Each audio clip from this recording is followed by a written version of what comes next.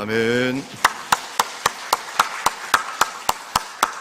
귀한 찬양 감사합니다. 하나님께서 그 찬양을 기쁨으로 받으신 줄로 믿습니다. 지난주 금요일 저녁에 저녁 식사한 다음에 아내와 함께 성북천변을 걸었습니다. 걷다가 어느 식당 간판을 보니까 신스 158이라고 적혀 있는 거예요. 잘못 봤나 싶어서 다시 봤어요. 그랬더니 맞더라고요. 신스 1958. 그 식당이 1958년에 시작이 됐다는 거죠. 야, 대단하다, 놀랍다 라는 마음이 들었습니다. 왜냐하면 여러분, 어떤 일을 시작하는 것도 어렵고 그 일을 잘하는 것도 어렵지만 더 어려운 것은 그것을 지속하는 거잖아요. 지속하는 것이 정말 쉽지 않습니다. 그러니 식당을 시작하고 61년째 해온다는 것이 결코 쉬운 일은 아니었죠. 참 대단하다라는 마음을 가졌습니다. 여러분, 전주에 가면 종합병원에 예수병원이라고 있습니다. 선교사들이 복음을 전하기 위해서 세운 병원인데 이제 전북 지역의 대표적인 종합병원이 됐지요. 선교병원입니다. 그 병원에서 일했던 마지막 의료 선교사는 중국계 미국인이에요. 데이비드 추라는 이름을 가진 분이십니다. 이분이 1923년에 중국에서 태어났습니다. 대학 시절 때에 중국이 공산화됩니다. 신앙의 자유를 위해서 미국으로 가게 됩니다. 복음을 들고 선교사가 되어서 중국으로 돌아가고 싶어서 미국의 베일러 의과대학에 입학해서 심장내과 전문의가 되었습니다. 그런데 의료 선교사가 되었지만 중국으로 가기를 원했지만 중국으로 가는 길이 쉽게 열리지 않았어요. 그러다가 한 선교대회에 참여했다가 강연을 듣게 됩니다. 그 강연자가 그 당시에 전주 예수병원 원장이었던 존 실이라는 선교사님이었어요. 그 선교사님 강연에 큰 감동을 받습니다. 그래서 1960년에 그가 중국이 아니라 한국 선교사로 이제 지원하게 된 거예요. 그 당시 한국은 숙련된 내과 의사가 절실히 필요했습니다. 이분이 이제 그 예수병원에 와서 열심히 사역했습니다. 한국 최초로 심장 박동 조육이 시술을 하고 심장 초음파를 시작하고 뛰어난 실력으로 사역하면서 복음을 전했습니다. 그래서 서울에서도 전주까지 사람들이 올 정도였습니다. 그러던 어느 날 그에게 큰 위기가 찾아왔어요. 아들이 하나 있었는데 그 아이 다리에 악성 종양이 생깁니다. 골육종이라는 종양이에요. 한국에서 그것을 치료할 수 없었기 때문에 미국으로 갔는데 결국 치료하지 못하고 그 아이 다리 하나를 절단하게 됐습니다. 다리 절단된 아들을 이제 처가댁 부모님께 부탁하고 한국으로 돌아오려고 하는데 그 사이에 또 큰일이 벌어집니다. 장인이 뇌졸중이 와서 반신불수가 돼버린 거예요. 자, 이제는 이제 다리 잘린 아들과 이제 병든 그 부모님까지 돌봐야 되는 처지가 된 거예요. 심각한 갈등을 하게 됩니다. 한국에 와야 되는지 아니면 미국에 남아야 되는지. 그러다가 결국 이분이 한국에 돌아오기로 결단합니다. 왜냐하면 시작한 일을 끝맺어야지, 지속해야지 라는 마음이 있었던 거예요. 그래서 한국에 와서 1988년 그가 정년이 될 때까지 장장 28년 동안 사역하다가 이제 정년이 되어서 미국으로 돌아갔다는 거예요. 그리고 미국에서 한국을 기억하면서 하루도 빼놓지 않고 이 땅을 위해서 기도했다라는 것입니다. 여러분, 잘하는 것이 훌륭한 것이 아니라 지속하는 게 훌륭한 거예요.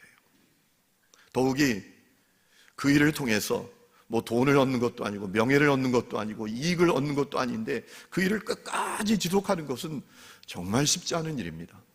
그런데 성경에 보면 그런 인물이 있어요. 누구죠?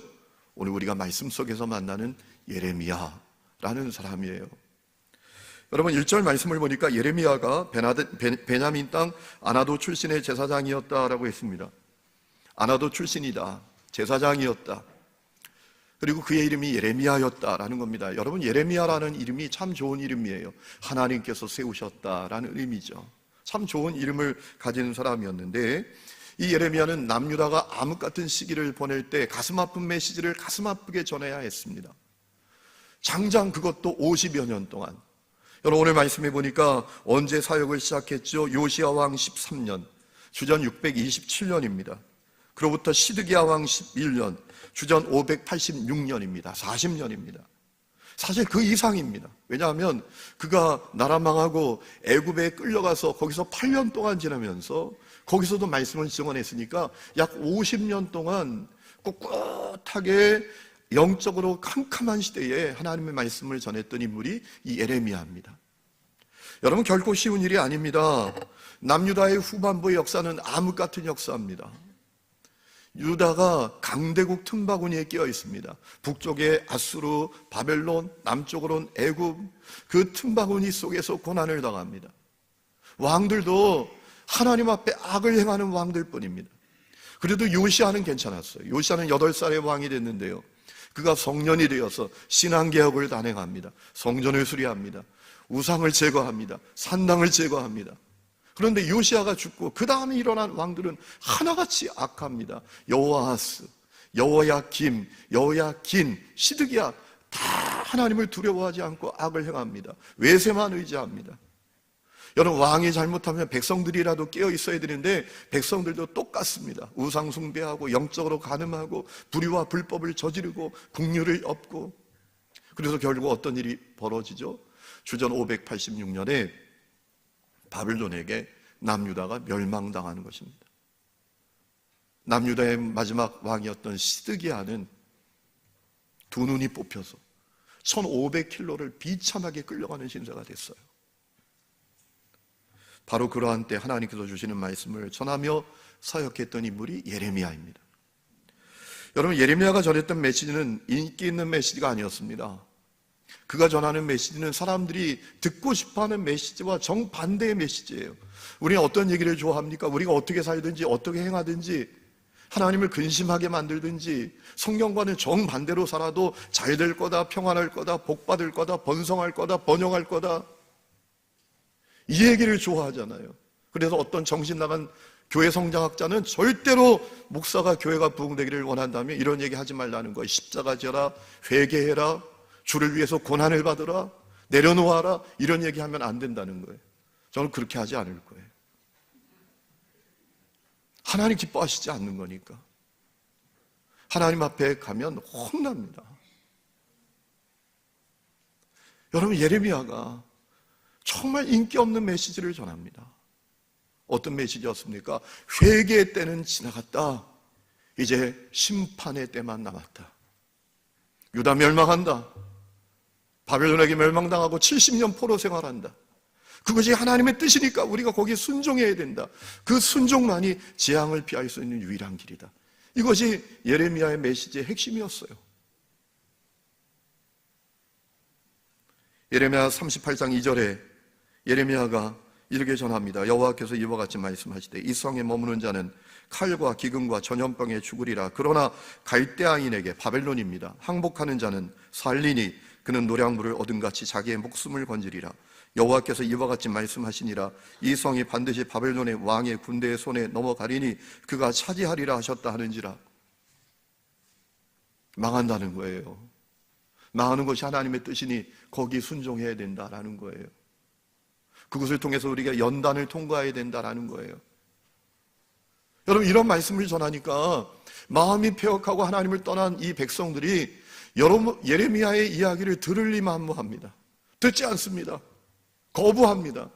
그래서 예레미야가 모진 수모와 모든 치욕과 모진 고난을 겪습니다.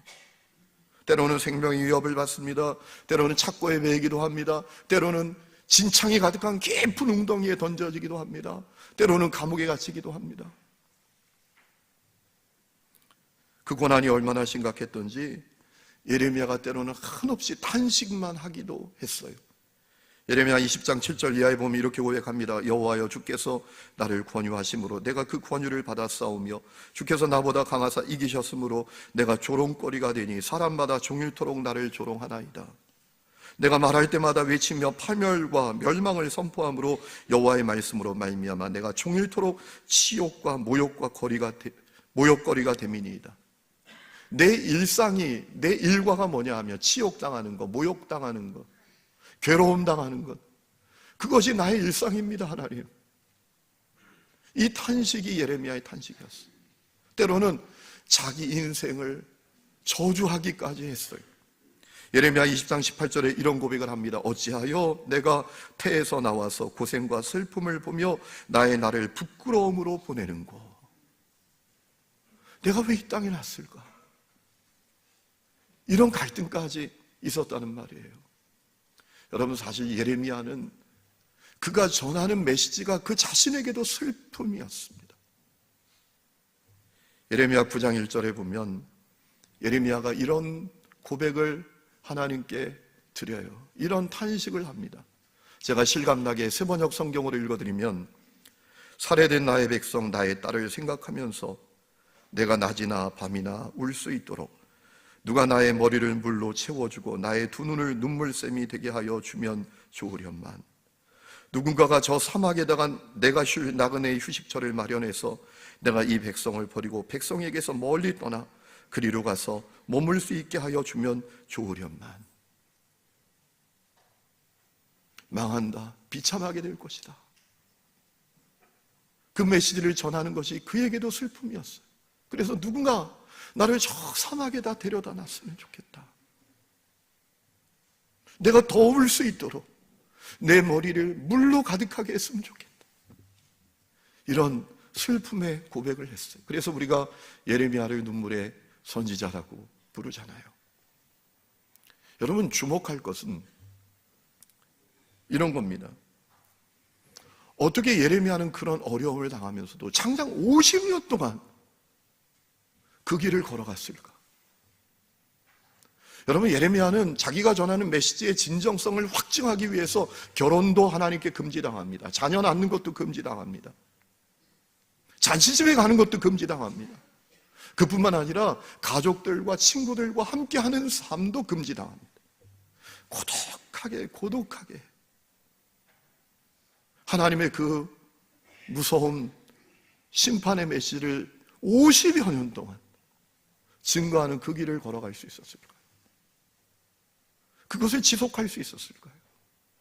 그게 중요한 거잖아요. 그렇죠? 그 이유는 뭘까요? 아주 중요한 이유가 있습니다. 예레미야에게 자신을 향한 확신이 있었기 때문에 그래요. 그 확신은 하나님의 말씀으로부터 그에게 주어진 거였습니다. 어느 날 하나님의 말씀이 그에게 들려왔는데 그 안에 자기 확신이 그 말씀으로 인해서 자리 잡게 되었어요. 그 확신 때문에 50여 년 동안 그는 고난당했지만, 수모를 겪었지만 하나님의 말씀을 전한 그 길을 꿋꿋하게 걸어갈 수 있었던 거예요. 그 말씀은 어떤 말씀이었습니까? 오늘 우리가 말씀에서 만날 수 있죠. 오늘 4절 말씀 보면 어느 날 하나님께서 예레미야에게 말씀하셨다고 했습니다. 어떤 말씀이죠? 5절에 보면 내가 너를 모태에 짓기 전에 너를 알았고 내가 배에서 나오기 전에 너를 성별하였고 너를 여러 나라의 선지자로 세웠노라 라는 말씀이에요. 네가 모태에 지어지기도 전에 내가 너를 알았고 네가 어머니 뱃속에 나오기도 전에 내가 너를 구별했고 그리고 너를 하나님의 말씀을 전하는 선지자로 세웠다라는 말씀이었어요. 여러분, 이 말씀에 두 가지 의미가 들어있지요. 예레미야라는 존재의 근원과 주권이 하나님께 있다는 거예요. 다시 말하면 예레미야의 존재는 우연의 결과가 아니라 하나님의 섭리와 하나님의 경륜 가운데 있게 됐다라는 거예요. 여러분, 하이데거라는 실존주의 철학자가 있습니다. 그가 쓴 책 가운데 존재와 시간이라는 책이 있는데 그는 이런 얘기를 합니다. 그 책에서 인간에 대해서 얘기하는데 인간은 뭐냐? 이 땅에 내던져진 자다라는 거예요. 그저 우연히 내던져진 자가 인간입니다. 그래서 인간에게는 어떤 신의 섭리, 운명 같은 거 없습니다. 인간은 그저 우연히 내던져진 자이기 때문에 자기 인생 자기가 알아서 살아야 돼요. 자기 인생 자기가 책임져야 합니다. 자기의 선택과 결정이 자기 인생을 결정하는 거예요.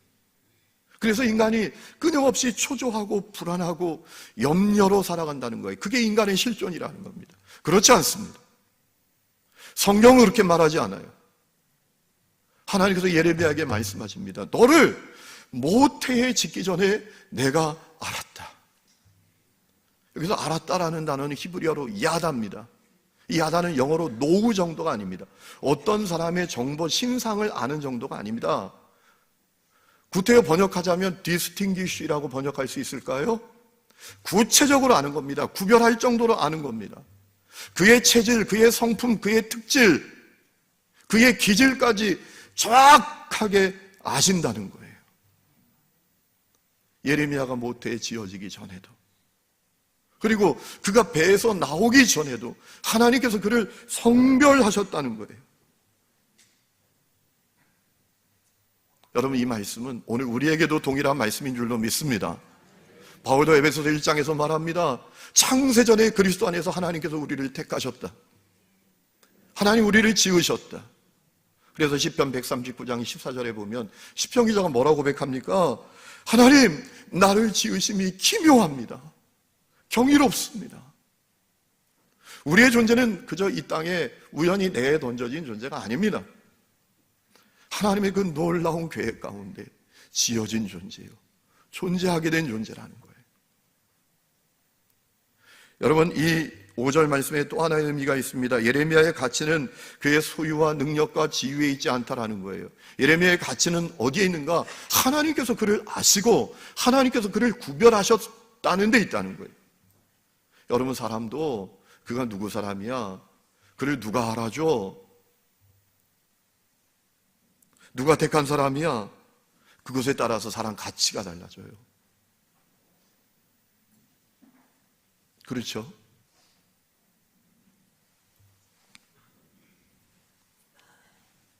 예레미야는 하나님께서 모태에 짓기 전에 그를 아셨고 배에서 나오기 전에 하나님께서 성별하셨다. 그것만으로도 예레미야는 놀라운 가치를 가진 존재라는 거예요. 여러분, 예레미야가 이 말씀을 들었을 때 얼마나 그 가슴이 뛰었을까요? 얼마나 그 가슴이 벅찼을까요? 왜 그래요? 잘 들어보셔야 돼요. 여러분, 예레미야가 어디 출신이죠?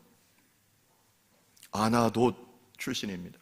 아나돗은 예루살렘에서 북쪽으로 약 8km 정도 떨어져 있는 지역인데 조그만 동네입니다. 여러분, 예레미야, 이 아나돗 출신 가운데 아주 유명한 사람이 있죠. 누가 있습니까? 아비아달이라는 대제사장입니다.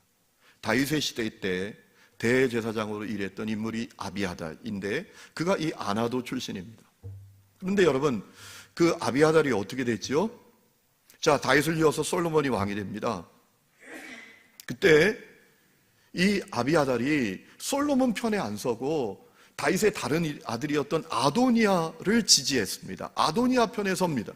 그래서 어떻게 하죠? 솔로몬이 아비아달 대제사장직을 파면시킵니다. 그리고 고향으로 추방합니다. 너 대제사장직 파면, 옷 벗기는 거예요. 그래서 아나돗으로 추방했어요. 자기 고향으로 추방했단 말입니다. 그러니까 무슨 얘기입니까? 예레미야는 누군가 하면 파면당한 대제사장 후손이에요. 여러분, 그 마음에 있는 절망감이 얼마나 컸을까요? 여러분 가운데 망한 집 자식들은 다 아시죠? 저도 망한 집 자식이거든요. 저희 아버님 공무원 생활하다가 이 공무원은 그냥 매뉴얼에 있는 일만 하다가 사업을 하니까 이 사업이 됩니까? 망했지. 비참하게 살았습니다. 제 평생에 그 어떤 원칙이 있습니다. 빚 안 진다. 망해서 빚쟁이에게 시달렸던 그 모습이 지금도 너무나 어릴 때지만 선명했기 때문에 없으면 안 쓰면 되고 없으면 안 먹으면 되지 빚은 안 진다. 이게 제 어떤 원칙이 됐을 정도로 그 기억이 생생해요. 여러분, 제가 대학원에서 이승만 대통령에 대한 논문을 썼거든요. 상동교회를 스크랜턴 선교사님을 이어받아서 사역하셨던 전덕기 목사님, 훌륭한 분이시죠. 그분과 이승만 대통령이 동갑내기입니다. 그래서 그분의 일생을 비교하는 논문을 제가 썼어요. 근데 여러분, 이승만 대통령은 출세에 목말라 했어요. 왜 그런지 아십니까?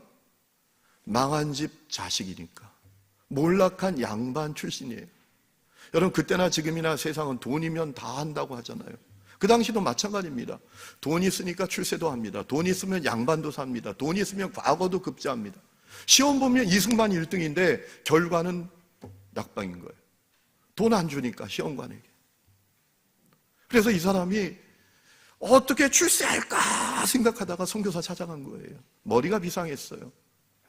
앞으로 세계는 미국이 지배한다. 영어 배우면 출세한다. 그래서 아펜젤러 선교사 찾아간 거예요. 영어 배운 거예요. 영어를 얼마나 잘했는지요. 전국 영어 웅변대회 맨날 1등입니다. 출세에 목말랐던 거예요. 그러나 나중에 한성 감옥에서 예수 만나고 완전히 거듭나게 됐지만 말이죠.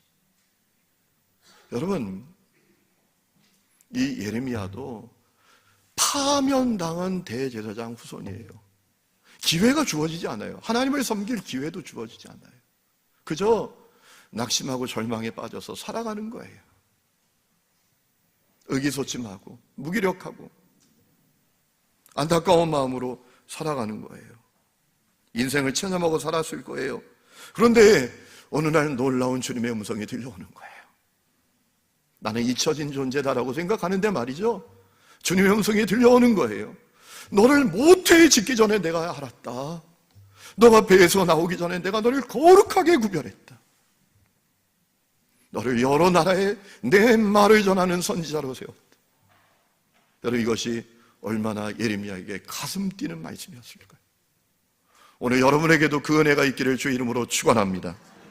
여러분, 오늘 우리 주위에는 자기 자신을 인생의 피해자라고 생각하는 사람들이 많습니다. 나는 어쩌다가 이 땅에 태어나서 이런 꼴을 당하고 이런 신세로 이런 모양으로 살아갈까? 자기 자신을 인생의 피해자로 생각하는 사람들이 많습니다. 여러분 가운데 혹시 그런 분이 있다면 여러분 생각을 고쳐 먹으시기 바랍니다. 여러분은 우연히 이 땅에 내던져진 존재가 아니라 하나님의 섭리와 하나님의 경륜 가운데 있는 자라는 사실을 믿으시기 바랍니다. 여러분을 향한 하나님의 놀라운 계획이 있는 것을 믿으시기 바랍니다. 우리 각 사람에게도 주님이 주신 사명이 있는 것을 믿으시기 바랍니다. 여러분 가운데 냉소적으로 반응하는 분들이 있을지 몰라요. 콧방귀 끼는 분들이 있을지 몰라요. 무슨 사명? 내가 이 나이 돼가지고 내 인생 끝났는데 내 처지가 어떤데? 여러분 그렇게 생각하지 마세요. 이런 얘기 들어보셨죠? 따라합시다. 끝날 때까지 끝난 거 아니다. 다시 끝날 때까지 끝난 게 아니다. 끝날 때까지 끝난 게 아니에요.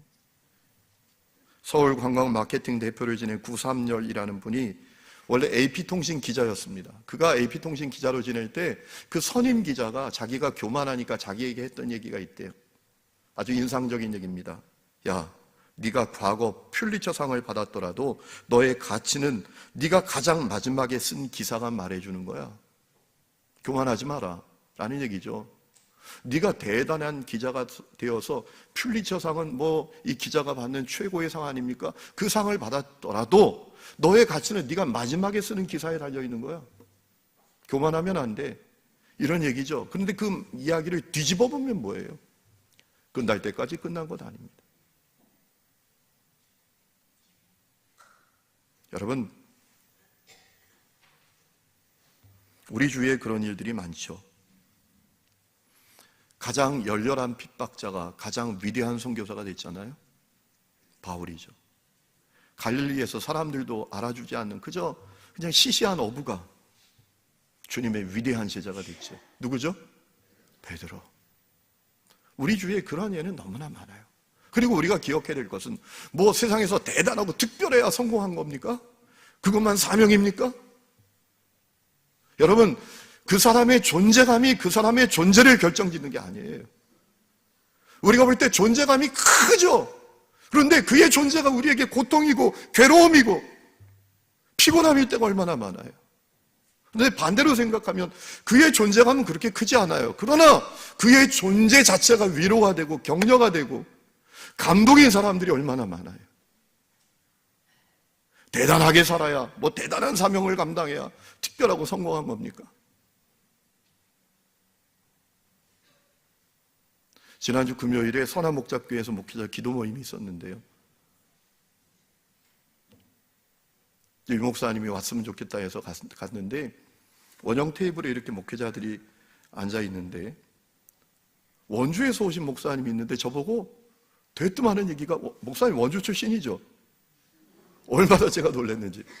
그리고 하는 얘기가 목사님 개운교회 출신이죠. 그러시는 거예요. 제가 깜짝 놀라서 이분이 내 뒷조사를 하고 왔나? 저는 모르는 분인데 제가 처음 보는 분인데 목사님 원주 출신이죠? 목사님 개운교회 출신이죠? 제가 놀라서 저를 어떻게 그렇게 잘하세요? 라고 했더니 얘기가 목사님 자랑하는 분이 있대요. 목사님 자랑하는 분을 내가 안 돼요. 누군가 봤더니 제 중등부 교회학교 선생님. 제 중등부 교회학교 선생님이에요. 그분을 아는데 그분이 제 자랑을 그렇게 한대요. 참 고마운 분이에요. 제가 중학교 3학년 때 예수님 만났는데요. 예수님 만나기 전에 방황했어요. 망한 집 자식으로 살면서 나는 왜 이 땅에 태어나서 봉지쌀 사다 먹으면서 이 컴컴한 방 안에서 이렇게 그지처럼 사나. 인생 될 대로 되라. 방황했던 적이 있어요. 키가 그때 얼마나 크는지요? 1년에 15cm씩 크는 거예요. 그러니까 막 키가 그때 170이 넘었던 것 같아요. 그러니까 검은 유혹이 많아요. 내가 키워줄게. 이리 와. 그래서 뭐 어깨에 힘주고 지나가는데 야 이리 와봐 이리 와봐 내가 5,000원만 빌려줄래?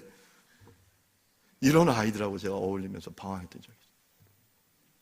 그때 그 선생님이 저 잡아주셨어. 저 사람 만들어주셨어. 예수님 만나게 해주셨어. 여러분, 그분이 뭐 세상적으로 대단하지 않아도 특별하지 않아도 그 존재 자체가 감동이에요. 우리에게 다 사명이 있어요.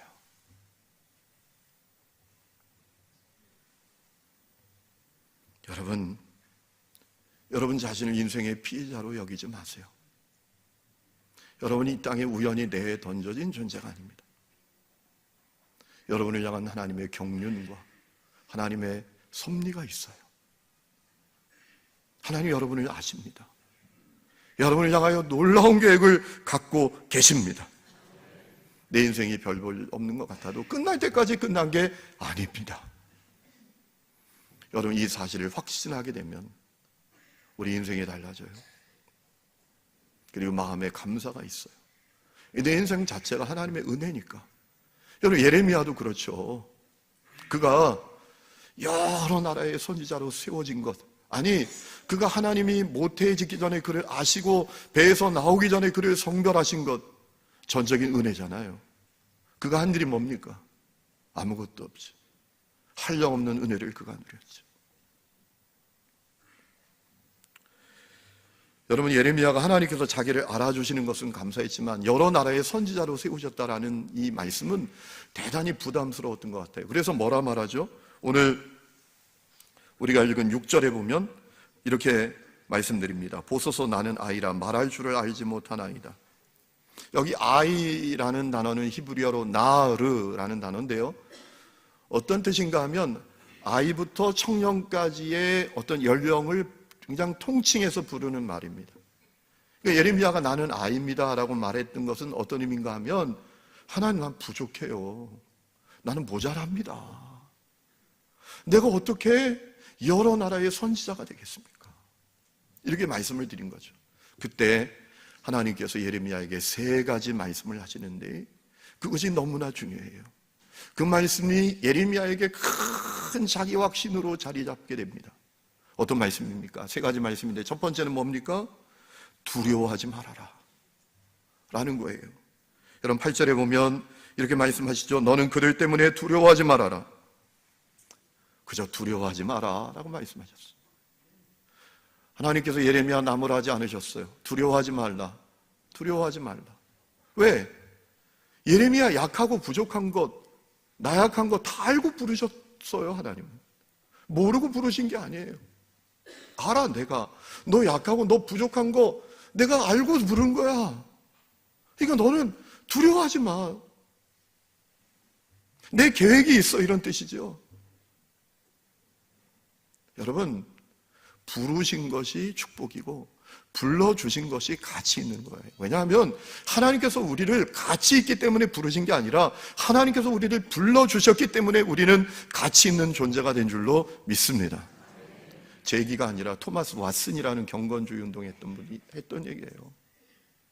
우리가 가치 있어서 부르신 게 아니라 불러주셨기 때문에 가치 있는 존재가 된 거예요.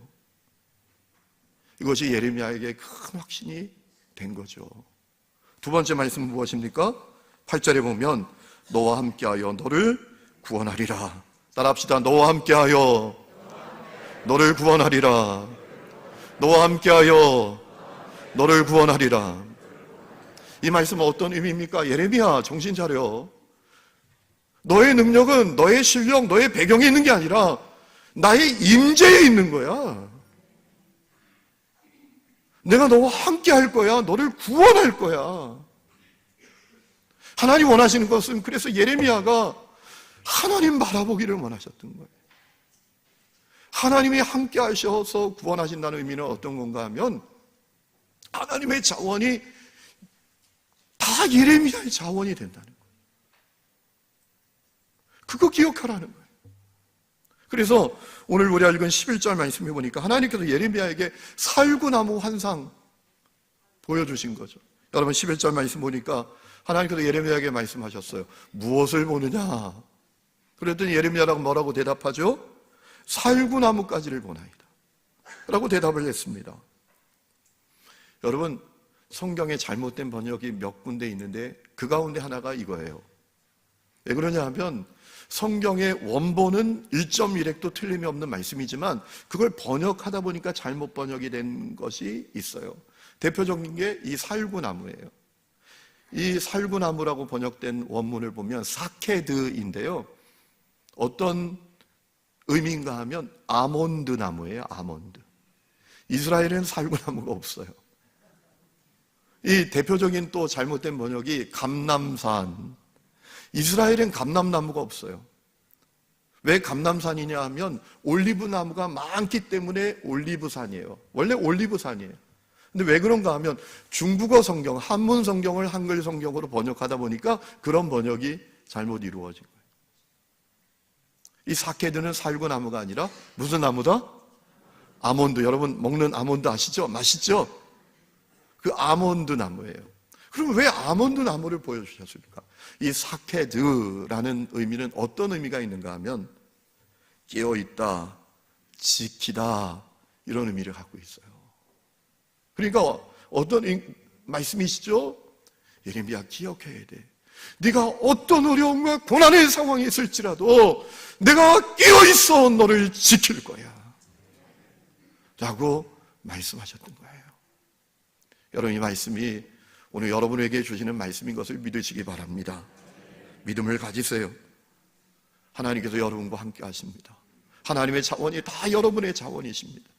여러분 마음속에 있는 두려움 다 내려놓으시기를 축원합니다. 나는 부족하지만 나와 함께 하시는 주님은 완전하십니다. 그래서 끊임없이 우리가 해야 될 질문은 내가 누구냐 이런 게 아니에요. 나와 함께 하시는 분이 누군가. 그 질문 앞에 서고 하나님이시다 대답을 갖고 당당하게 살아야 하는 것이죠. 세 번째 주신 말씀은 9절 내 말을 내 입에 두었노라 라는 말씀이었어요. 따라합시다. 내 말을 너 입에 두었노라. 이건 어떤 말씀입니까? 예레미야 너의 능력은 네가 가진 실력 배경이 있는 게 아니라 너 입에 둔 나의 말에 있는 거야 라는 거예요. 여러분 예레미야 입에 하나님께서 하나님의 말씀을 두셨대요. 오늘 말씀을 보니까 하나님께서 손을 내밀어 예레미야 입에 대시며 보라 내 말을 너희 입에 두었노라 라고 하셨어요. 예레미야 입에 두신 하나님의 말씀은 어떤 말씀이에요? 천지를 창조하신 말씀이에요. 빛도 어둠도 산도 바다도 하늘도 말씀으로 다 존재한 줄로 믿습니다. 여러분 그 놀라운 하나님의 말씀을 예레미야 입에 두셨어요. 그러니까 예레미야가 일하는 게 아니라 그 말씀이 일하는 거예요. 그래서 여러분 10절에 보면 예레미야 이렇게 말씀하셨잖아. 여러 나라와 왕국에 너를 세워 뽑고 파괴하고 파멸하고 넘어뜨리고 건설하고 심게 하였느니라. 민족의 심판과 구원, 민족의 멸망과 회복이 예레미야 입술에 있는 그 하나님의 말씀에 달려 있다는 거예요. 여러분, 이 확신을 여러분 가지시기를 축원합니다. 하나님의 말씀이 우리 손에 있습니다. 우리 귀에 들려져 있습니다. 우리 마음의 묵상으로 있습니다. 우리 입술의 선포로 있습니다. 그 하나님의 말씀이 일하시는 것을 믿으시기 바랍니다. 내가 일하는 게 아니라 하나님의 말씀이 일하는 거예요. 말씀을 붙들고 말씀을 선포하면 그 말씀이 역사하시는 거예요. 그래서 우리는 말 잘해야 돼요. 믿음의 말 선포해야 돼요. 긍정의 말 선포해야 돼요. 가능의 말 선포해야 돼요. 확신의 말 선포해야 돼요. 여러분, 예레미야가 이 들려온 하나님의 말씀으로 말미암아 그 안에 자기 확신을 갖게 되었습니다. 말할 수 없는 핍박과 고난이 있었지만 꿋꿋하게 50여 년 동안 그 말씀 전하는 길을 걸어갈 수 있었던 거예요. 여러분, 오늘 말씀을 통해서 우리는 분명한 사실을 깨닫게 됩니다. 자기 확신이 그 사람의 인생을 결정짓는다 라는 것입니다. 예레미야가 말씀을 통해서 확신을 갖게 되었습니다. 내게 하나님의 섭리와 경륜이 있다. 나를 향한 하나님의 놀라운 계획이 있다. 사명이 있다. 하나님이 나와 함께 하시고 나를 구원하신다. 하나님의 그 놀라운 말씀이 내 입술에 있다. 이 확신이 그의 생애를 꿋꿋하게 말할 수 없는 핍박과 고난 가운데에도 주의 말씀을 전하는 한길 가는 순례자의 삶을 가능케 했다는 거예요. 오늘 그 은혜가 여러분에게 있기를 주의 이름으로 축원합니다. 우리가 사는 삶이 정말 쉽지 않습니다. 연습 한 번 없이 이 땅에 태어나서 연습 한 번 없이 한 번도 살아보지 못했던 시간을 마주하고 상황을 맞이하고 여러 가지 일들을 마주하며 우리가 살아갑니다. 절대로 쉽지 않아요. 그러나 승리할 수 있습니다. 누가? 하나님의 말씀을 통해서 들려온 그 주님의 말씀으로 말미암아 자기 확신을 갖게 된 사람들, 승리할 수 있습니다. 여러분이 그런 분들이 다 될 수 있기를 주의 이름으로 축원합니다.